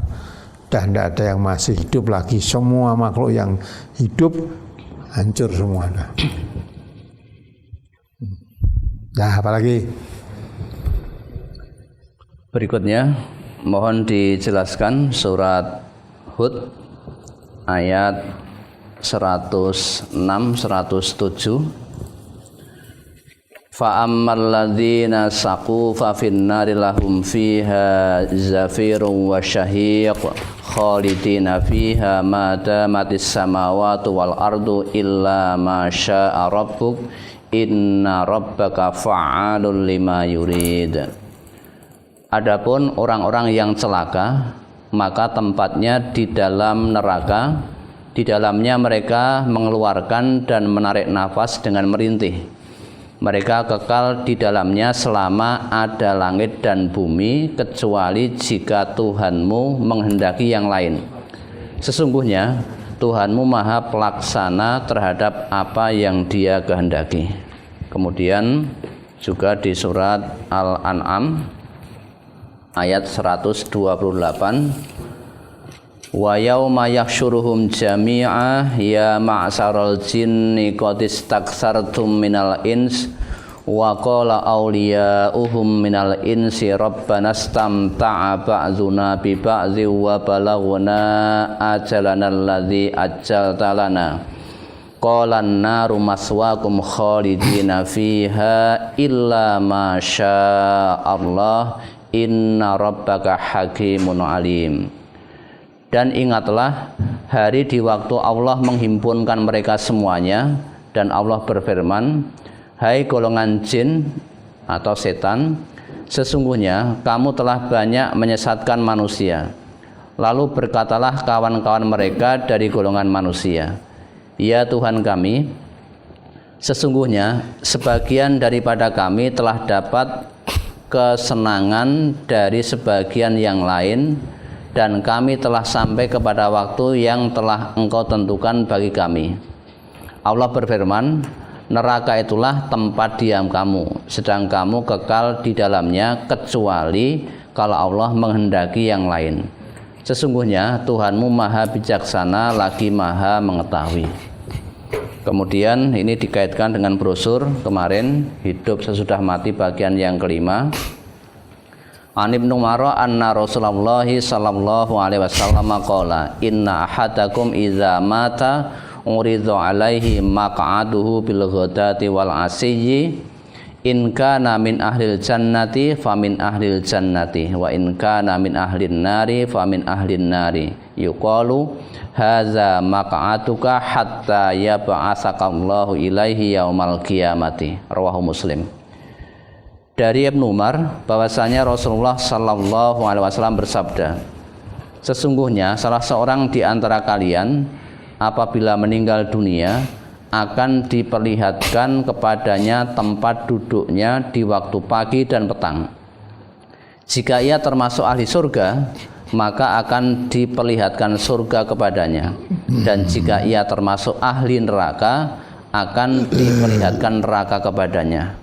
Lalu dikatakan kepadanya, ini adalah tempatmu hingga Allah membangkitkan kamu kepadanya pada hari kiamat. Ini dari ayat dan hadis ini mohon dijelaskan kaitannya. Nah, apa yang dijelaskan apa? Tadi ada kata-kata kecuali jika Tuhanmu menghendaki yang lain. Nah iyalah. Dan ditinggal di neraka selama-lamanya, di surga selama-lamanya. Gambarkan itu selama masih ada langit dan bumi. Ya.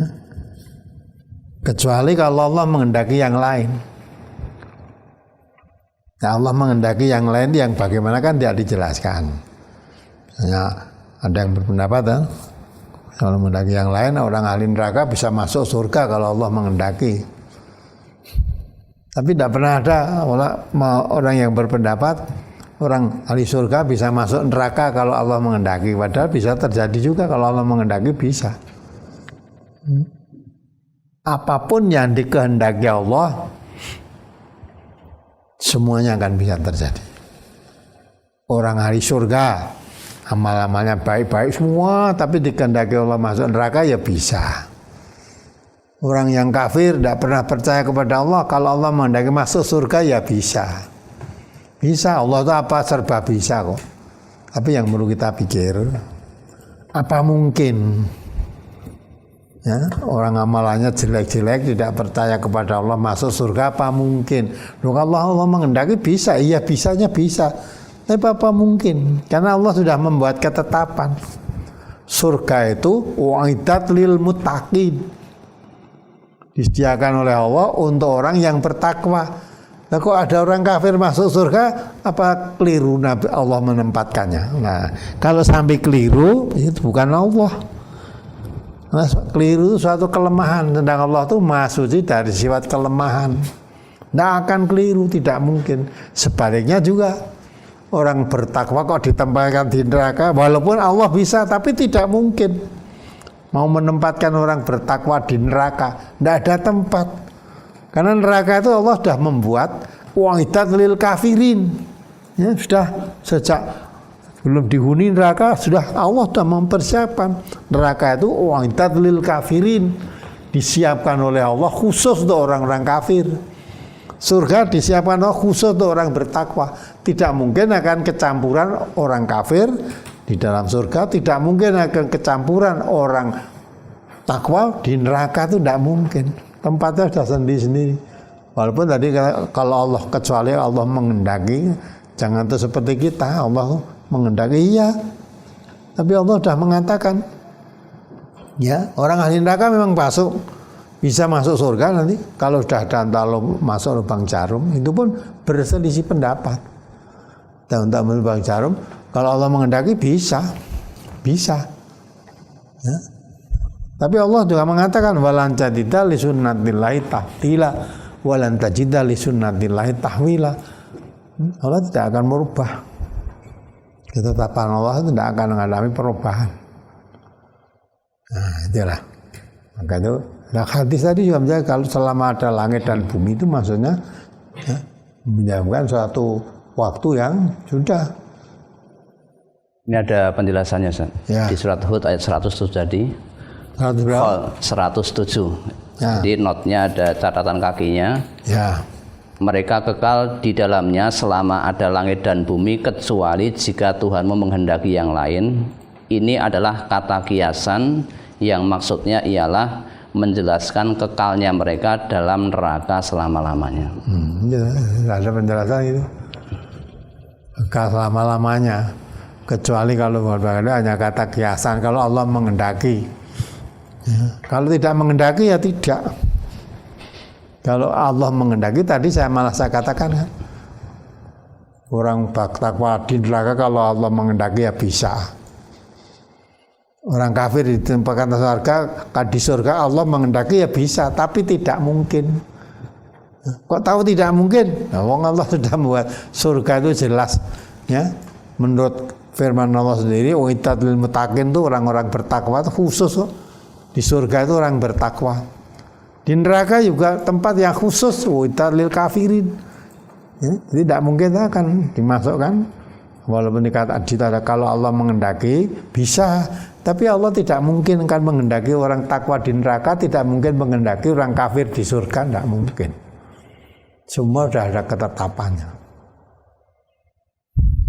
Nah, jadi itu dalam Quran sudah dijelaskan tadi. Jadi kalau Allah menghendaki, terus kita jangan mengharap-harap masuk neraka. Siapa tahu nanti kalau Allah menghendaki masuk surga kan ya bisa. Siapa tahu nanti kalau tidak menghendaki gimana? Nah, itu kan pikirkan itu. Masih ada apa lagi? Apakah ada hadis yang menjelaskan bahwa hari kiamat terjadi pada hari Jumat? Bagaimana pemahamannya? Karena ada beberapa negara yang ada selisih harinya atau waktunya yang berbeda. Ya itu tidak usah kita terlibat ke sana. Ya, berarti tahu ini. Wis kemis kayak ngarep-arep wah besok Jumat ya kiamat ya. Wong Nabi aja mengatakan tidak ada yang tahu.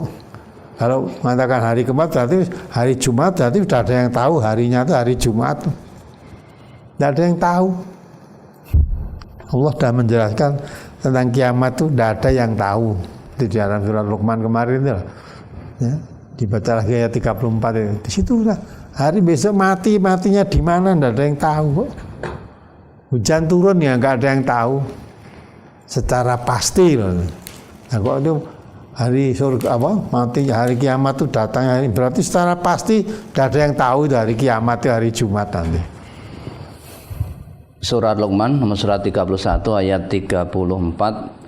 Innallaha indahu ilmus sa'ah wa yunazzilul ghaitsa wa ya'lamu ma fil arham wa ma tadri nafsum madza taksibu ghadan wa ma tadri nafsum bi ayyi ardin tamut innallaha alimun khabir. Nah, perhatikan itu. Sesungguhnya Allah hanya pada sisinya sajalah pengetahuan tentang hari kiamat. Kiamat itu yang tahu hanya Allah aja. Ya, tidak ada yang tahu. Innallaha indahu ilmus sa'ah. Jadi pengetahuan tentang hari kiamat datangnya kapan, hari apa, yang tahu hanya Allah saja. Nabi aja tidak tahu, apalagi kita tahu. Allah aja yang tahu. Terus? Dan dialah yang menurunkan hujan dan mengetahui apa-apa yang ada dalam rahim. Dan tiada seorang pun yang dapat mengetahui dengan pasti apa yang akan diusahakannya besok. Nah, ya, wa ma tadri nafsun. Ya, seorang pun tidak ada yang tahu madza taksibu ghadan. Besok apa yang terjadi apa yang padahal dirinya sendiri. Ya. Saya akan berusaha besok terjadi apa kita tuh nggak tahu. Maka ada orang mengatakan manusia boleh berusaha. Tapi Allah yang menentukan usahanya itu hasilnya nanti sesuai yang diusahakan apa tidak itu nggak tahu kita. Kita pasti nggak tahu. Ya maka tetapi manusia wajib berusaha hasilnya apa sesuai dengan yang diusahakan apa tidak itu Allah nanti menjadi penentunya. Tapi manusia kewajiban berusaha. Gitu. Maka yang dilihat oleh Allah bukan hasilnya, usahanya tadi. Usahamu sungguh-sungguh apa tidak? Nah, kalau sungguh-sungguh itulah yang dinilai kesungguhannya itu. Terus? Dan tiada seorang pun yang dapat mengetahui di bumi mana dia akan mati. Nah, baru kamu nanti akan bumi matinya di mana nggak tahu, apalagi tahu kiamat. Jadi kalau akan hari kiamat datangnya hari Jumat, ya, datangnya hari Jumat. Saya belum tahu itu. Kalau ada hadisnya apa betul hadisnya sahih apa tidak perlu dikaji dulu. Saya belum tahu itu. Tapi kalau melihat ayat ini tidak ada yang tahu. Kalau ada yang tahu, oh datangnya hari Jumat berarti masih ngerti. Datangnya hari Jumat berarti. Hanya Jumat kapannya tidak, tapi harinya sudah pasti hari Jumat. Jadi tidak mungkin akan terjadi kiamat selain hari Jumat kan begitu kan? Ada Allah, nah saya tidak menjelaskan ilmu sa'ah itu hanya Allah yang tahu. Kapan hari, apakah datang hari Senin, apa hari Rabu, hari itu terserah Allah. Kalau hari Jumat itu Allah sudah pasti. Kalau Allah membuat ketentuan hari Jumat, mesti sudah pasti itu. Dalam Al-Quran tadi tidak ada yang mengetahui. La ya'lamuha illahu. Tidak ada yang mengetahui kecuali Allah. Nah, kalau ada orang mengetahui hari kiamat nanti datangnya hari Jumat, berarti sudah tahu itu. Sudah tahu harinya Jumat pokoknya. Jadi kan tidak usah memikir. Wih benar-benar sudah kiamat itu datangnya bisa juga kita kan kemarin datangnya mungkin tiba-tiba. Tiba-tiba itu hari Jumat. Kalau hari Jumat berarti nggak bisa tiba-tiba, mesti hari Jumat. Kalau ini hari Senin cek suwe kiamatnya. Dia melalui Selasa, Rabu, Kamis ya juga baru Jumat. Nah nanti kalau hari Kamis hari Sabtu masih 7 hari itu. Ini baru 1 padahal cumanya kemarin nggak kiamat. Ini hari Sabtu nanti nunggu kiamat hari Ahad, Senin, Selasa, Rabu, Kamis baru Jumat. Nah gitu. Maka tidak ada yang tahu. Diterangkan oleh Allah yang tahu hari kiamat itu hanya Allah dah. Kalau ada orang mengatakan hari apa, nah tidak usah kita ikut dibingungkan masalah itu. Itu wewenang Allah, tidak usah kita ikut campur tangan di situlah. Apalagi Mohon dijelaskan tentang tanda-tanda hari kiamat yang ada di brosur halaman 6 tentang Ya'jud dan Ma'jud. Dimohon penjelasan. Oh itu dalam kitab tafsirnya ada, nanti kita akan ya halaman 6 dibaca coba. Dari Hudzaifah bin Asid Al-Ghifari, ia berkata, Rasulullah sallallahu alaihi wasallam menghampiri kami saat kami tengah membicarakan sesuatu. Beliau bertanya, "Apa yang kalian bicarakan?" Kami menjawab, "Kami membicarakan tentang kiamat." Beliau bersabda, "Sungguh kiamat tidaklah terjadi sehingga sebelumnya terjadi 10 tanda-tandanya." Beliau menyebutkan yaitu kabut, dajjal, binatang yang berbicara kepada manusia, terbitnya matahari dari barat, turunnya Isa bin Maryam, Ya'jud dan Ma'jud, terjadi gempa bumi di timur, di barat dan di Jazirah Arab, dan yang terakhir adalah api muncul dari Yaman menggiring manusia ke tempat mereka berkumpul. Diantarakan Ya'jud dan Ma'jud ya. Ya. Nah, insya Allah kita jawab minggu yang akan datang. Ini ada tafsirnya kok ini. Ya, nah. Kalau yang penjelasan di surat Al-Kahfi itu ayat 94. Qalu hadzal qarnaini inna ya'juja wa ma'juja mufsiduna fil ardi fahal naj'alu laka kharjan ala an taj'ala bainana wa bainahum sadda. Mereka berkata, "Hai Zulkarnain, sesungguhnya Ya'jud dan Ma'jud itu orang-orang yang membuat kerusakan di muka bumi, maka dapatkah kami memberikan sesuatu pembayaran kepadamu supaya kamu membuat dinding antara kami dan mereka?" Jadi ya, nanti ada tafsirnya tuh. Ya. Hadis itu kan ayatnya. Surat Al-Kahfi ayat berapa tadi? 94. Ayat 94. Nah, itu tafsirnya nanti insya Allah minggu yang akan datang ya jelaskan. Nah, kita pelajari dulu untuk tafsirnya ayat 19 untuk tanya Ma'jud jadi bagaimana suatu suka membuat kerusakan di bumi. Nanti dibuatkan benteng, nah bentuknya itu dari cairan besi yang dilas itu tinggi itu, untuk membentengi supaya tidak masuk. Dan lebih jelasnya nanti ya akan diingatkan itu ya. Ya'jud dan Ma'jud sini Kahfi 94 ya.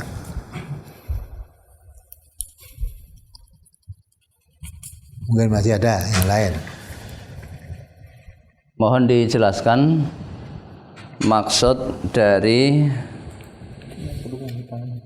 50 wanita yang hanya dipimpin oleh satu orang laki-laki. Itu menunjukkan kalau sudah kiamat nanti wanita lebih banyak daripada laki-laki. Perbandingannya 1:50.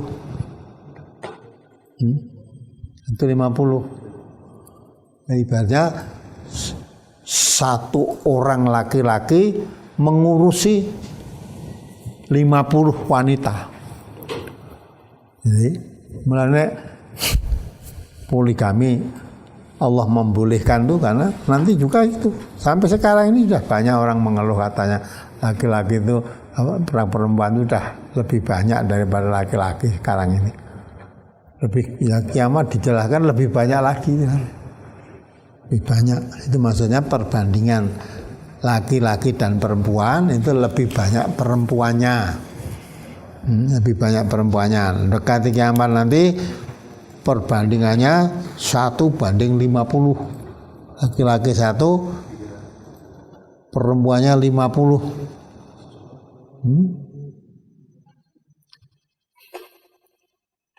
Itu tanah. Apalagi untuk yang terkait brosur hari ini sudah cukup, Ustaz. Oh ya. Ya, saya rasa brosur itu enggak memang seluruhnya boleh dikatakan tadi, termasuk Ya'jud dan Ma'jud. masalah gaib nanti ya, yang tentang datangnya kiamat, semuanya itu gaib. Mengapa kita pelajari? Ya biar kita tahu. Ya, bagi orang yang beriman mengetahui yang gaib itu bukan suatu hal yang ngoyo-woro. Ya, karena itu sesuatu yang pasti terjadi. Tapi dipersiapkan. Karena sesuatu yang pasti terjadi, tidak bisa manusia menghindari dari itu semua. Maka bagaimana supaya selamat bila mana datangnya pada saat yang sekarang gaib itu nanti datang pada saatnya. Apakah itu kiamat, apa neraka, apa surga, apa itu, tidak bagaimana nanti. Nah itu sebetulnya kalau kita mengkaji dengan sungguh-sungguh, itu pun sudah dipesankan oleh Allah. Ya, tidak hanya kehidupan dunia ini saja. Islam itu mengenai kehidupan di akhirat pun sudah dijelaskan juga. Nah kehidupan di akhirat nanti tidak bisa diusahakan waktu di akhirat. Maka ad-dunya mazra'atul akhirah. Dunia itu sebagai sawah ladang untuk di akhirat nanti. Ya. Dunia tempat menanam, akhirat tempat mengetam. Nah kalau di akhirat itu sudah tidak ada. Manusia berusaha menyelamatkan diri. Ya. Dari azab Allah, atau manusia berusaha untuk membebaskan dari kesengsaraan dengan modal apapun. Sampai diterangkan Allah, kamu berjaya hidupnya jadi orang kaya raya, udah nanti dikatakan lo sak pole itu. Ya, selembah bumi itu isinya emas semua, miliknya semua. Darahnya wong duwe kecuali dirinya. Tapi satu hal dia tidak punya keimanan. Dia harus mau menerima hukuman karena tidak imannya tadi, karena kekafirannya nanti dia hidup di neraka selama-lamanya. Kalau dia mengandalkan kekayaannya, sepenuh bumi isinya emas semua, ditebuskan. Saya tidak punya emas, tidak apa-apa, saya tebuskan. Sampai saya selamatkan dari azab neraka ini, tidak akan diterima. Terus apa lagi?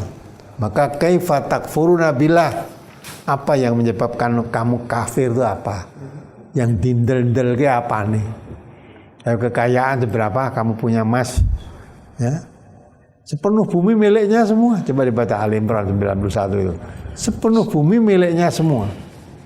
Kalau dia mau bebas dari azab karena kekafirannya tadi, dia rela mengorbankan emas yang jadi miliknya sepenuh bumi itu. Tidak akan diterima oleh Allah. Nah terus apa lagi? Kalau emas sepenuh bumi tidak diterima, terus apa lagi yang bisa menyelamatkan dirinya? Nah coba dibaca coba. Surat Al-Imran nomor surat 3 ayat 91. Innalladzina kafaru wa matu wa hum kuffarun falan yuqbala min ahadihim mil'ul ardi zahaban wa law iftada bih ulaika lahum azabun alimun wa ma lahum min nasirin. Sesungguhnya orang-orang yang kafir dan mati sedang mereka tetap dalam kekafirannya. Nah ini mati dalam kekafiran, ya. Tapi dia orang kaya raya, terus? Maka tidaklah akan diterima dari seseorang di antara mereka emas sepenuh bumi, walaupun dia menebus diri dengan emas yang sebanyak itu. Bagi mereka itu siksa yang pedih dan sekali-kali mereka tidak memperoleh penolong. Nah, itu ya, mengandalkan kekayaannya. Maka ditanya oleh Allah, kaifa takfuruna billah, apa yang menyebabkan kamu kafir? Tidak percaya kepada Allah, mungkin kekayaannya, dia orang kaya raya. Sampai di situ kekayaanmu seberapa? Andai kata kamu punya emas sepenuh bumi, dan sepenuh bumi itu milik kamu semua, tidak ada yang lain. Jadi orang yang paling kaya raya, emas sepenuh bumi miliknya semua. Tapi dia tidak punya iman. Ya. Kemudian akibat kekafirannya tadi, dia rela mengorbankan emas sepenuh bumi tadi. Rela mengorbankannya. Asal dia bebas dari azab karena kekafirannya tadi. Korbankan. Tapi Allah tidak butuh semua itu. Emas sepenuh bumi itu andai kata kamu punya, yang memberi siapa? Kamu tebuskan pada Allah, uang itu pemberian dari Allah. Nah itu. Tidak hanya itu, kalau kamu masih merasa orang mau emas sepenuh bumi, seluruh kekayaan dunia ini miliknya, ya coba dibaca surat Az-Zumar 47 itu. Surat Az-Zumar nomor surat 39 ayat 47. Walau anna lil ladzina zalamu ma fil ardi jami'aw wa mislahu ma'ahu laftadau bihi min su'il azabi yaumal qiyamah wa badalahum minallahi ma lam yakunu yahtasibun. Dan sekiranya orang-orang yang zalim mempunyai apa yang ada di bumi semuanya, dan ada pula sebanyak itu besertanya, niscaya mereka akan menebus dirinya dengan itu dari siksa yang buruk pada hari kiamat. Dan jelaslah bagi mereka azab dari Allah yang belum pernah mereka perkirakan. Nah, ya. Orang mengastak apa yang ada di bumi ini miliknya semua. Apa yang ada di bumi orang mengastak apa saja yang ada di bumi miliknya semua. Ditambah sebanyak itu lagi. Ya. Supaya bebas dari azab karena kekafirannya, itu semua ditebuskan untuk dirinya. Tidak bisa membebaskan diri dari itu semua. Orang tidak berpikir wong itu semua dari andai kata milikmu itu dari Allah, semua itu miliknya Allah. Lalu mau dikembalikan menebus dirinya pada Allah tuh, ya, tidak mungkin, tidak diterima. Satu ayat lagi biar lengkap ya. Surat Ar-Ra'd ayat 18. Surat Ar-Ra'd surat 13 ayat 18. Lilladzina stajabu li rabbihimul husna walladzina lam yastajibu lahu law anna lahum ma fil ardi jami'aw wa mislahu ma'ahu laftadau bih ulaika lahum su'ul hisab wa ma'wahum jahannam wa bi'sal mihad. Nah, bagi orang-orang yang memenuhi seruan Tuhannya disediakan pembalasan yang baik, dan orang-orang yang tidak memenuhi seruan Tuhannya, sekiranya mereka mempunyai semua kekayaan yang ada di bumi dan ditambah sebanyak isi bumi itu lagi besertanya, niscaya mereka akan menebus dirinya dengan kekayaan itu. Orang-orang itu disediakan baginya hisab yang buruk, dan tempat kediaman mereka ialah jahanam, dan itulah seburuk-buruk tempat kediaman. Nah, itu orang kaya itu. Kekayaannya sepenuh bumi, miliknya semua ditambah sebanyak itu lagi. Ya, dan milik semua itu. Ditebuskan supaya dirinya bebas dari jahanam. Tidak diterima. Tapi orang yang memenuhi seruan Tuhannya, menjadi orang yang tunduk patuh, menjadi orang muslim, berserah diri pada Allah, tunduk patuh, walaupun tidak punya emas, jangankan kok sepenuh bumi, 1 gram pun nggak punya, tapi punya iman, dia akan mendapat balasan baik. Nah kalau begitu kita bisa berpikir, nilai iman itu kalau dibandingkan dengan dunia seisinya, ditambah lagi sekian, nggak ada apa-apanya. Maka Nabi mengatakan, andai kata dunia itu nilainya seberat 1 sayap nyamuk, tidak akan diberi minuman orang kafir walaupun seteguk air. Karena walaupun seteguk air itu Allah yang memberi kok. Ya. Nah orang kafir nggak percaya adanya Allah. Enggak, walaupun dia itu mempunyai emas sepenuh bumi, hanya tidak punya iman tadilah. Jadi nilai iman itu betul-betul lebih tinggi dari segala yang ada. Maka laqad manallahu 'alal mu'minin. Sungguh telah suatu keberuntungan yang besar orang-orang yang beriman. Maka jangan main-main. Iman itu nilainya sangat besar, sangat tinggi. Ya. Adapun dunia sebanyak apapun itu hanya mataun qalil, kesenangan yang sedikit, itu pun menipu. Nah maka dari itu jangan mudah nilai iman ditukar dengan nilai dunia apapun. andai kata kamu punya emas sepenuh bumi, atau apa yang ada dalam bumi miliknya semua ditambah sebanyak itu lagi, itu nggak ada apa-apanya, ditukarkan. Nah, tapi kalau kamu menjadi orang yang beriman, akan mendapat suatu keberuntungan yang besar, ya, selama-lamanya. Tapi kalau kamu tidak punya iman, walaupun punya harta kekayaan, tidak ada artinya apa-apa. Tetap tempatmu di jahanam.